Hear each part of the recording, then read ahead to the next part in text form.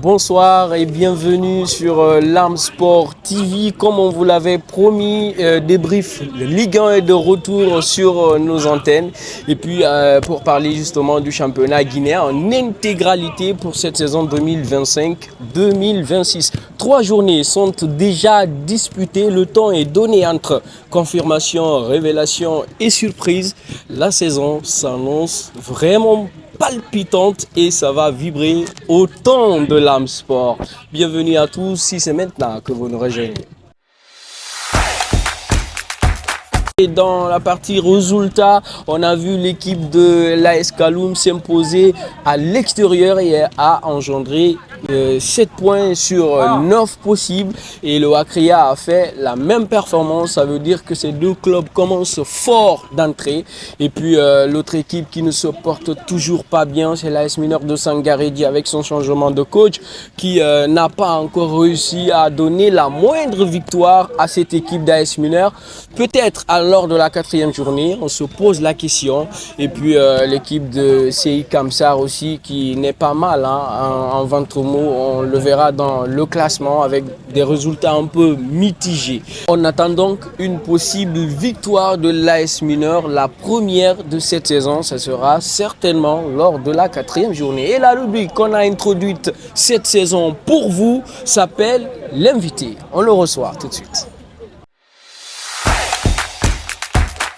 Et donc dans ce premier numéro, on vous l'avait annoncé, la rubrique invité, il est là, Kabadiakité, avec nous pour cette rubrique. On va parler avec lui de ces 3 journées de Ligue 1. Il va nous parler des performances, des contre-performances et voilà justement des surprises de la saison.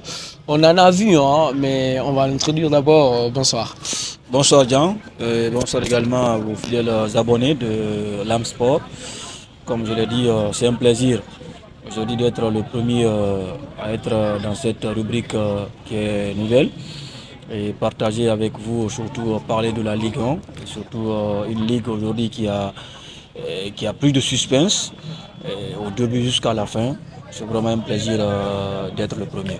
Il le dit, il y a de l'engouement, surtout cette saison dans cette Ligue 1. On va parler justement des équipes qui se portent mieux dans ce début de saison, notamment l'AS Kaloum et le Wakria.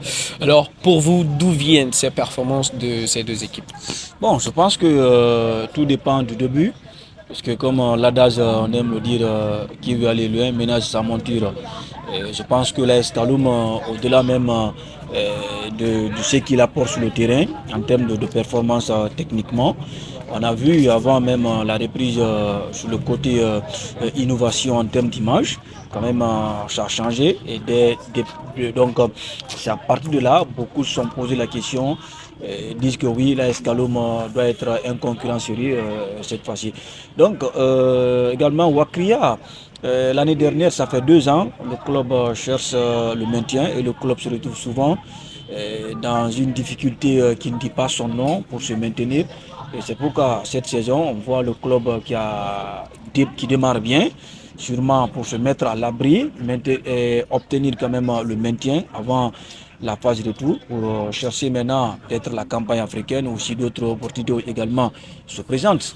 Donc je pense que pour l'instant, c'est un très bon début pour l'AS Kaloum, pour également Wakria. Clairement, il parle de ces deux clubs-là et on va parler de confirmation. Est-ce que pour vous, 2 victoires, une défaite pour le champion en titre et son dauphin de l'année dernière, est-ce que avec ce bilan-là pour ce début de saison, on peut parler déjà de confirmation?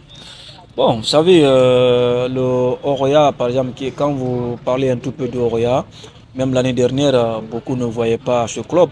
Au début, certes, il n'y a pas eu de défaite, mais ce n'était pas aussi des victoires enchaînées.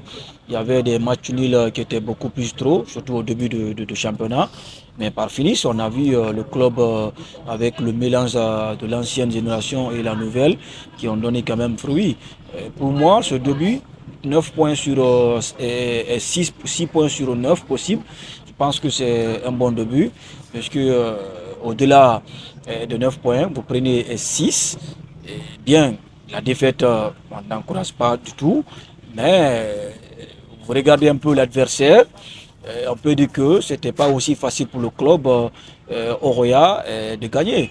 Vous prenez également le Afia qui revenait avec la déception au niveau de la campagne africaine de la Coupe CAF. Donc son premier match, c'était contre le champion 2024. Ouais. Et vous savez, avec la nouvelle ossature de cette équipe de Milo FC, c'est pas aussi facile de les tenir tête. Donc le Afia, bien qu'il jouait à domicile, n'a pas été beaucoup plus attentif pour minimiser aussi les dégâts et concrétiser les occasions, la domination que le club avait en sa position pendant les première période. Je pense que c'était pas aussi mal, mais le club aurait dû quand même chercher le nul pour au moins avoir les 3 points positifs, surtout le club joue à domicile. Il ne faut pas l'oublier, hein, l'équipe de Milo dans ces derniers temps gagne toujours sur le stade Petit Souris. Bon, voilà, ça n'a pas changé en tout cas cette saison. Alors, chez un autre club, ça ne va pas. Chez l'AS Mineur de Sangarégui avec un nouvel entraîneur. Mais pour le moment, aucune victoire, le moindre point obtenu. Qu'est-ce qui ne va pas pour vous? Oui, surtout d'abord faire deux défaites à domicile. Certes, le domicile n'est pas une obligation en termes de football, mais c'est un atout. Et vous savez, comme je le disais tantôt, que cette équipe, on ne peut pas reprocher trop au niveau technique, mais il y a quelques déchets qui jouent un tout peu sur cette équipe-là. Quand vous prenez l'animation offensive, il n'y a pas trop de concrétisation. La finition n'est pas aussi au rendez-vous. Et vous prenez également la défense, il n'y a pas trop de concentration. Il y a trop de fébrilité au niveau de la défense. Donc il faudrait que le staff technique, vu que celui qui est aujourd'hui à la tête de cette équipe, il est le demi-finaliste de la CAN Espoir du côté du Maroc. Et donc il a été la quatrième meilleure nation au niveau Espoir. Et également, il a de l'expérience. Il a de l'expérience. Peut-être le championnat, c'est sa première fois d'être technicien d'un club.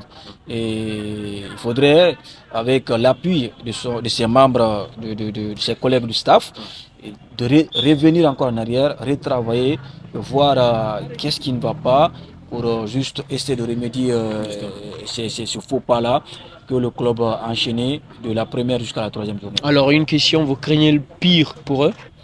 Bon, je ne crains pas trop, je sais que ça va changer, et puisque le football aujourd'hui c'est les moins, et les moins il faut également avoir aussi des éléments pour vraiment matérialiser les moyens que vous avez.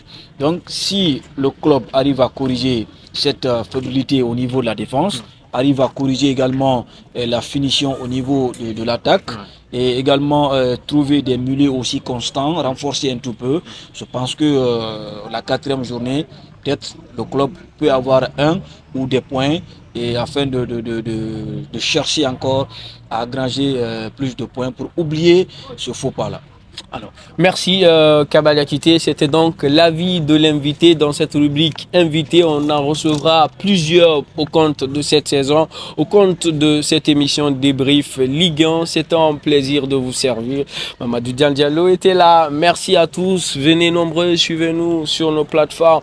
Vous serez servis très très bien et à la prochaine. Bye.